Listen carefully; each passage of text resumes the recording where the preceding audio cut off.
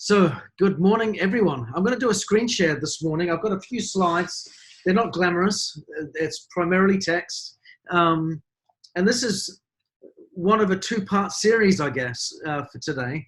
I want to talk about habits. We're getting to the end of November, moving into December. And so what typically happens around this time of year? People start thinking about New Year's resolutions, don't they? What am I going to do differently for the year 2020? This has got a nice ring to it this year, so people want to make it extra special, perhaps. The reality is it's another year, but we need to do something different, and we all have that inbuilt desire to be better as a human being. It's the law of human nature, isn't it? To desire self-improvement and to grow and to progress and to become something better. As a consequence, what often happens is we identify things that we get wrong and we call them New Year's resolutions. We're going to correct them in the coming year, and we're going to do something different. So I want to talk, rather than all of us falling prey to what we do year after year, where that being, we set a New Year's resolution, we have a goal. This year I'm going to give up, I'm going to lose this amount of weight, or I'm going to achieve this milestone in my business, or I'm going to do X, Y, and Z in my personal life, or what have you. And so many times it peters out and dies such a miserable death that it isn't even worth having a funeral for it, because no one even knew it came to life in the first place. All right, so that is so often the case with New Year's resolutions, isn't it? So I want to talk, before we get into that phase of getting concrete plans and goals, about some fundamental challenges or problems that people face in overcoming habits, bad habits, that is. Today we're going to talk a little bit about the psychology of why we get it wrong and what we can do to fix it. And then next week, we're going to get into a little bit more of the science of habits and the process of how they are developed and how we can develop new ones. So this will be a two-part series. You'll want to invite people to come back, hopefully, and participate on the next one. But this is going to be particularly important if you're wanting to get some meaningful, concrete, lasting change. Who wants lasting change? Yeah, versus temporary change. Absolutely, we want to make sure that we have that. So let me just see, I just saw a note there. Maggie just said, reminder that auto ship orders for the rest of the month will be shipped out on Wednesday because of the holidays. Be sure to update yours if necessary. Yes, of course, that is correct. That is correct. So thank you. So with that being said, let me do a share screen.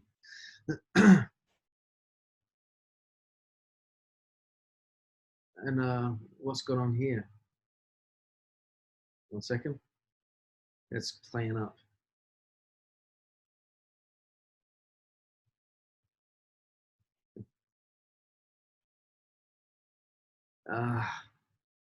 This is frustrating. There's been an update in Zoom. I do apologize.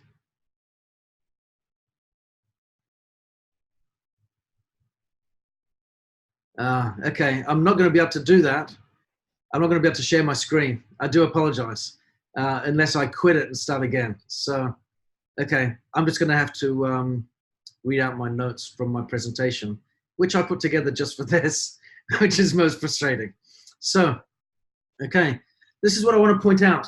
All behavior that we have is fundamentally driven by one critical thing: the desire to solve a problem. We all want to make sure that the problems in our lives are fixed, and our behavior is often driven by that.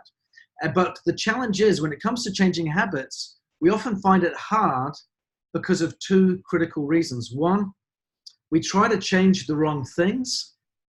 And two, we try to change our habits in the wrong way. Now, I did have an image that I wanted to show. I want you to imagine a dartboard, if you will, with three circles. A small one, a mid-sized one, and a bigger one. At the center of the circle is your identity.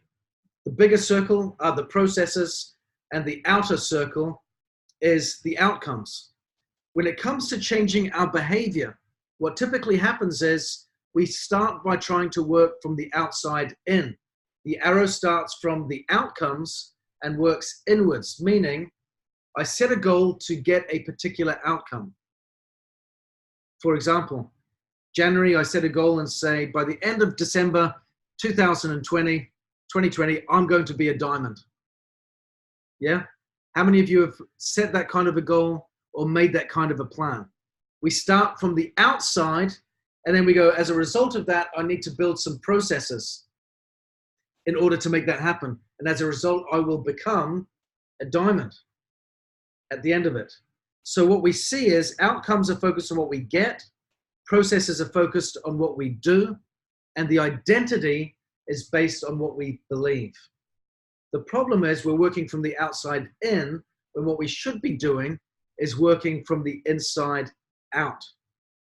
Start with who we are and trying to shape our identity, which will in turn build the processes and as a consequence deliver different results. Okay? That creates a very different outcome. So behind every set of beliefs are behind every system of actions are a set of beliefs, which is why if we focus initially on identity first, we can build out from that and create a longer lasting outcome of permanent positive change. So the ultimate form of intrinsic motivation that we have in creating change is when it is linked to my personal identity. Let me give you a couple of examples of this. My goal shouldn't be simply to read a book. It should be to become a reader. Not necessarily to write a book, but to become a writer. Not necessarily to do the activities that will lead to being a diamond, but to become a diamond, to be one here versus simply on paper. How many people have rank advanced in the pursuit of a rank advancement, but have found that the following month they've fallen out of qualification? Or maybe they don't even feel like the leader that they've now become. The critical thing, and the problem with that is when that happens, they get the rank, they don't feel like the leader, and then nothing changes. And then they fall out of rank, and then they stay out of rank because they don't have the conviction to make that rank advancement stick. So it's really important to drive here with the personal identity front and foremost. Now, here's an interesting concept. I'm going to read this out here. It says, research has shown that once a person believes in a particular aspect of their identity, they are more likely to act in alignment with that belief. Let me read that again, because to me, that's something worth writing down. Research has shown that once a person believes in a particular aspect of their identity, they are more likely to act in alignment with that belief. And here's one of the things that comes glaringly obvious in Nikan. So many people have had wonderful product experiences, and as a result of that personal belief, are great advocates of the Nikan product. But because they have struggled to get certain outcomes in their business activity, they lack the belief that is aligned with that identity, and they struggle as a result to promote the business or to do that with conviction. And of course, convincing teaching comes from conviction, doesn't it? Yeah. So we then, even if we do the activity, because we're not doing it because we're not personally convinced that it aligns with our identity, we don't do it with the right conviction, and we aren't convincing enough to the people that we speak with. So even when we do the right things, it compromises our outcomes. So it's very, very important to make sure that we learn how to align our identity with what we want to become and work towards becoming that and getting the outcomes as a consequence. So it goes on to say, doing the right thing is easy. After all, when your behavior and your identity are fully aligned, you are no longer pursuing behavioral change. You're simply acting like the type of person you already believe yourself to be. And that can be good or bad. I'm terrible with directions. So how do I act? Like I'm terrible with directions. I'm not a morning person. So how do I act? I struggle to get out of bed. I am a morning person, as a side note, but I am terrible with directions. I'm bad at remembering people's names. So what do? I'm more inclined to forget. You see how it connects? what we believe significantly impacts what we do. Okay? So here's the challenge. We can cognitively acknowledge a rational belief. Good habits, for example, can make rational sense. It makes sense to go out and contact on a daily basis. It makes sense to add new people to our finding pool, to add people to our contact list. It makes sense to do ABCs. These are all rational, cognitive kind of thought processes, aren't they? But if they conflict with my identity, because I don't believe I'm very good at it, then I'm going to struggle to put it into practice. And I'm going to struggle to do it on a regular basis. So we can see, even if we want to do the right thing, we focus on all these outcomes all the time, set a goal, and what do? We sit down with our team and we say, guys, you need to speak to more people. Get out there and talk to, add more people to your list. And we know cognitively we should be doing this. So we write it down, we chase each other up, and we hold each other accountable, and people struggle to put it into practice or to sustain it. Why? Because it isn't aligning with their personal identity. There is a broken belief somewhere inside where someone is saying, I'm not good enough, I can't do this, this isn't who I am. And as a result, it compromises their behavior.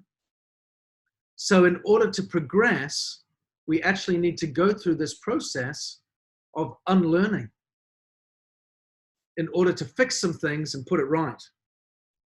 Now, here's an interesting thing. I talk about identity, and identity being that core at the hub there, that center of the bullseye. When we talk about having meaningful long-term change, working from the inside out to the outcomes. The word identity comes from the Latin word, comes from two Latin words actually, essentitas, which means being, and identidem, which means repeatedly. So your identity literally means your repeated beingness. Our identity literally means our repeated beingness. Who was it that said, excellent, we are what we repeatedly do. Excellence, therefore, is not an act, but a habit. Yeah? So leadership isn't something that we do once in a while. It's something that we are. Yeah? It's something that we do repeatedly. So the more evidence that we have for a belief, the stronger we'll find ourselves believing it. So what is critical for us to do then is to make sure that we measure, oops, I just bumped my computer, sorry. We measure the right things and measure in increments, measure progress versus perfection. And this is something that I've had to really work hard on myself, because when it comes to me, I'm a brutal perfectionist. And that means I can beat myself up tremendously and fail to measure progress because I'm too busy being preoccupied with perfection. Now, the challenge with that kind of behavior or that kind of belief is that can be quite damaging, because it can lead to all or nothing behavior. You can be all out massive action one month and then absolutely nothing the next. Yeah. I can set a goal, for example, again, if it's outcome based, I need to lose 20 pounds. That's a legitimate goal of mine. I need to lose 20 pounds, but I'm an all or nothing person. I'm a perfectionist, which means I'm thinking in my head, I should go to the gym at least 3 times a week. I need to cut out sugars, cut back on carbs, eat between these hours, not eat after this hour. I need to do this and the other. Oh, that's a lot of stuff. I need to do that on a daily basis. Not sure if I'm going to be able to do that every day, so I don't start. Have any of you fallen victim to that kind of behavior? Yeah. So again, we know it's right. It's the right thing to do, but what is my inner belief? First of all, my inner belief is I'm not that kind of, I can't do it. That's not who I am.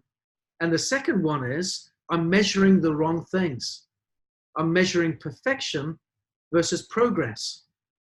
If you want to be a writer, you become one through your habits. If you want to be a diamond, you become one through your habits. If you want to be healthier and fitter, you become one through your habits. And the more evidence you have for a belief, the stronger will become your belief, which means we need to measure in small increments. The goal is to win, is what we often think, but it's not actually, the statement shouldn't end there. The statement should be, our goal is to win most of the time. Most of the time. And that might sound like a ridiculous thing to say. We've got to give ourselves room to make mistakes, integrate that into our journey of development and improvement, and have the occasional time where we get it wrong, where we mess up or drop the ball. It's about measuring incremental wins and doing that consistently over time. That's what's really going to help us more than anything. The goal is to win the majority of the time.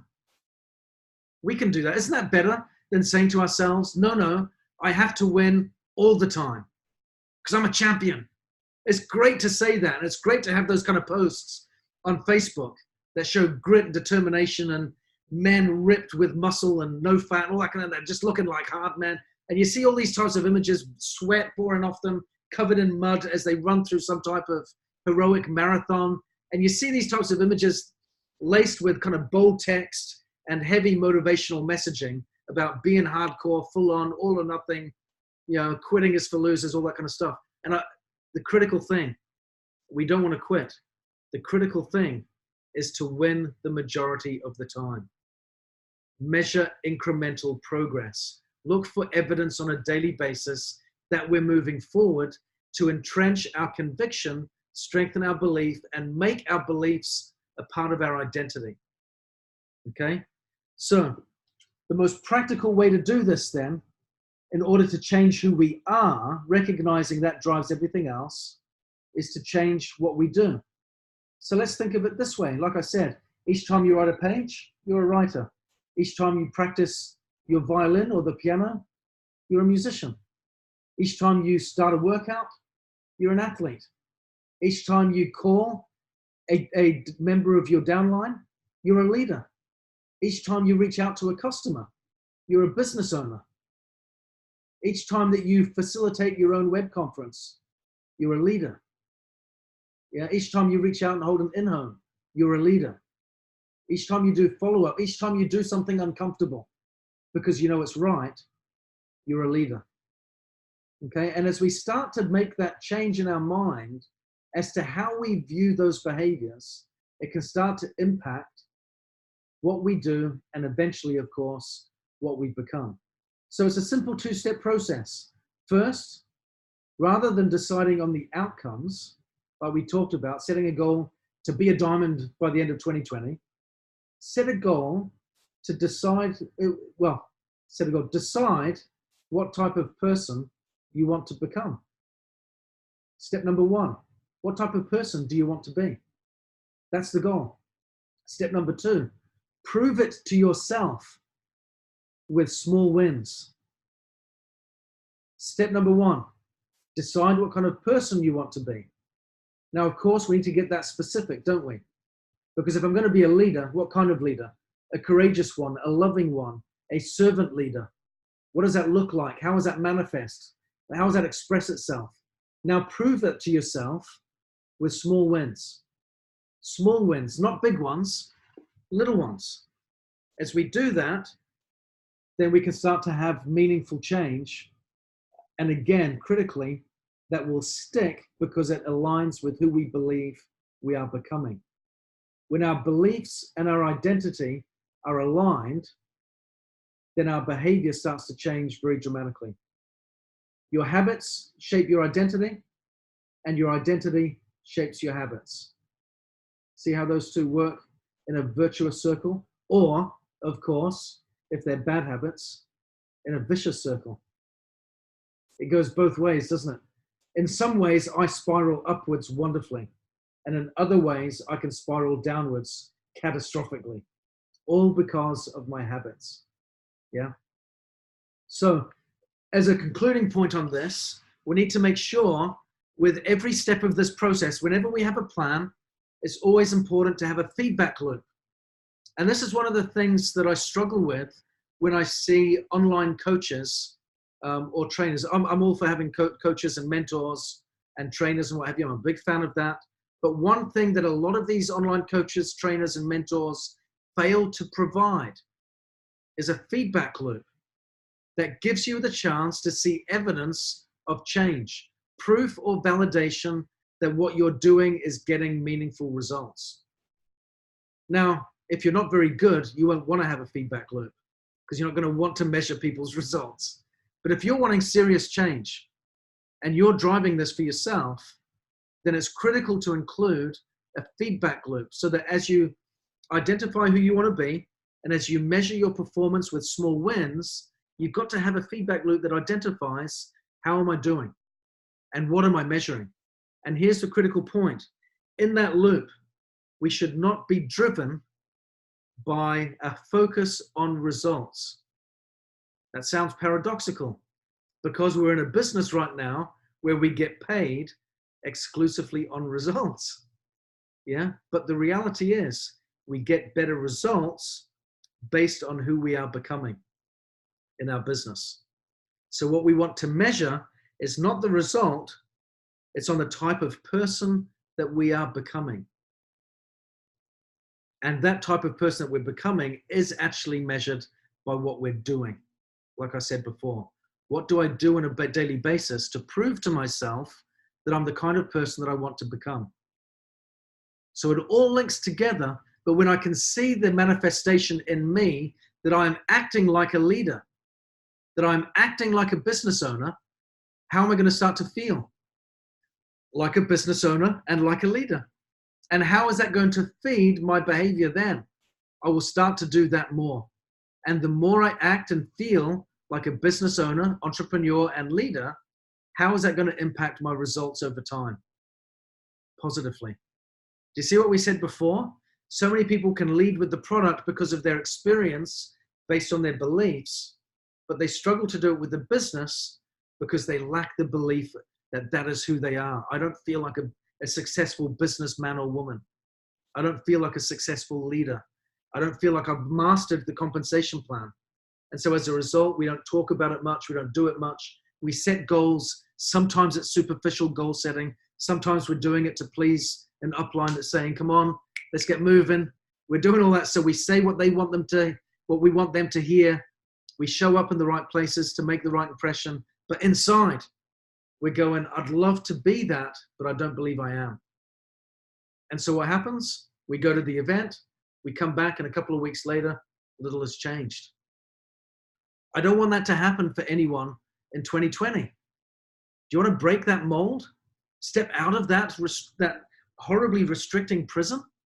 If you want to, then let's start with that two-step process. For 2020, let's decide on what type of person you want to become that year. And then let's put in place some measurements where we can prove to ourselves that we are doing it. And how do we measure our progress? Based on who we are becoming, not on the outcomes, not on the results of the activities. Focus on who we are becoming. Results take time to measure, and they can show up in all sorts of different ways, shapes, or forms. But if we can internalize this and lead ourselves to a new spot, working from the inside out instead of the outside in, we can experience some significant change. And critically, it'll be change that sticks. So let's summarize what we've talked about today, and then we'll conclude. There are 3 levels of change. The first is outcome change. The second is process change. And the third is identity change. The most effective way to change our habits is to focus not on what we want to achieve, but on who we wish to become. Doesn't this resonate with humans being more? Yeah. Our identity emerges out of our habits. That's what we've talked about today. Every action is a vote for the type of person that you wish to become. So let's make sure we measure the right actions. Becoming the best version of ourselves requires us to continually edit our beliefs and to upgrade and to expand continually our identity. Our identity should be something that is evolutionary. It should be progressively evolving and changing and morphing into something better and better and better. The real reason habits matter is not because they can get you better results, although they can do that, but because they can change our beliefs about ourselves. That to me is mind-blowing. Our habits are important, not because they can help us get things easier, quicker, with minimal effort, although that is nice, but because our habits really define who we are. It impacts our belief about our identity. So it's really, really important that we work on some new habits next year to inform our identity, shape us into who we want to become, and give us then something that can sit with us, not just for 2020, but lay a foundation for the rest of our lives. Because when what we do is aligned with who we believe we are, we will always do it. Isn't that great? Then we wouldn't need to sit in one of these kind of goal-setting exercises where we set the same goal year after year after year after year, beating ourselves up. And the challenge with that, when I'm setting the same goal again and again and again, I get less and less confident. Yeah. And I beat myself up. It's like I'm whipping myself. Okay, this time. But inside, my heart is breaking just a little bit because I've done this before. I'm doing this, and it's evidence to me of what I'm not. So let's flip it around. All we need to do is turn the arrow the other way and go, instead of the outside in, let's start from the inside out. Let's just work on who we want to become. Look for evidence of that on a daily basis. Work on small wins, not big ones, and seek to win the majority of the time and measure progress versus perfection. As we do that and get that alignment, my goodness me, not only will we get better outcomes in our life and in our business, but we'll be so much the happier because we'll be our best version of ourselves, or at least on the path to becoming so. And it'll stick. It won't be temporary. So let's join the call next week, because next week we're going to get into the science of how to actually make some of these fundamental changes in our habits. What are the cues? Why are these triggers happening to us? And how we can set up some new ones to make some really good changes. Thank you all very much, and we'll see you next week. Ben, will you be at the leadership event next Tuesday? Yes, I've got a long way to travel. It's about an 8-minute drive. Well, that's the same time as this call. Oh, correct. Yes. Yeah. So, of course. So what I will do, we'll have to do it the week after. I can't do that topic, but I can look at hosting it for you. Barbara, yeah, that would be fantastic, Barb. Yeah. Okay, so if we can hold it next week, and Barbara, if you can be the host. Yes. That would be wonderful. Thank you. And then when I come back the following week, because of the leadership meeting, then yes, I will pick up on this call and follow up and do the concluding message on the habits. Excellent. Thank you very much. Take care, everyone. Happy Thanksgiving, everyone.